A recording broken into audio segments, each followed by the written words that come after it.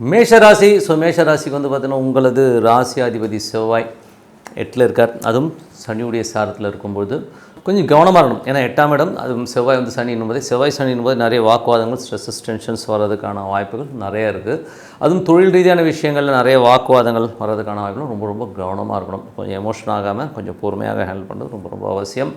அதுக்கப்புறம் உங்களது 2 மற்றும் 7ஆம் அதிபதியான சுக்கிரன் வந்து பார்த்தோம்னா உங்களுக்கு வந்து இப்போ வந்து இருக்கிறது வந்து சுக்கிரன் வந்து நல்ல ரீதியில் வந்து ஒரு 7ஆம் இடத்துல இருக்கும். சுப நிகழ்ச்சிகள் சார்ந்த விஷயங்கள் நடக்கிறதுக்கான வாய்ப்புலாம் ரொம்ப நல்லா இருக்குது. ஸோ நல்ல ஒரு வருமானங்கள் வர்றது, நல்ல எதிர்பார்த்த இடத்துல ஒரு பணம் வர்றதுக்கான வாய்ப்புலாம் ரொம்ப சிறப்பாக இருக்குங்க.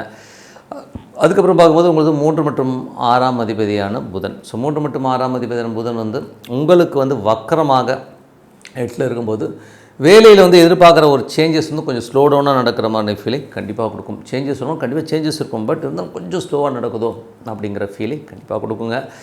இப்போ வந்து புதன் போகிறது வந்து உங்களுக்கு வந்து சனியுடைய நட்சத்திரமாக இருக்கும்பொழுது கொஞ்சம் கவனமாக இருக்கணும். ஏன்னா இந்த சனி புதன் சேர்க்கைன்னும் போது நம்மை மற்றவங்க யாராச்சும் ஏமாத்துறதுக்கான வாய்ப்புகள் இருக்குன்னா ரொம்ப கவனமாக இருக்கணும்.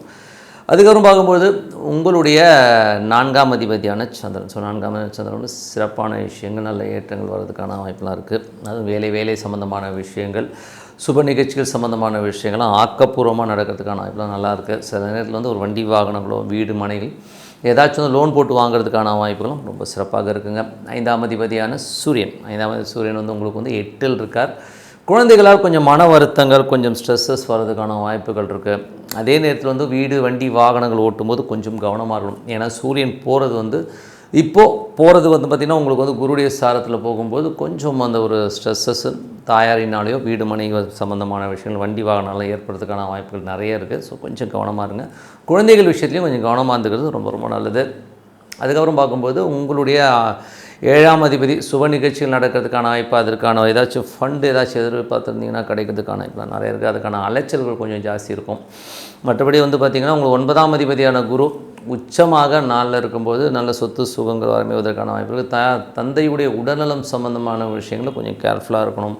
வெளிநாட்டில் இருக்கணும் சின்ன சின்ன மன உளைச்சல் வந்து போகிறதுக்கான வாய்ப்புகளும் கொஞ்சம் கவனமாக இருந்துக்கிறது ரொம்ப ரொம்ப நல்லது.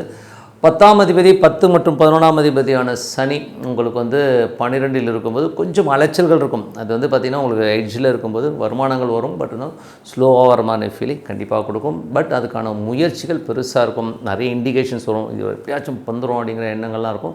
பட் கொஞ்சம் ஸ்லோவாக நடக்கிற மாதிரி ஃபீலிங் கண்டிப்பாக கொடுக்குங்க.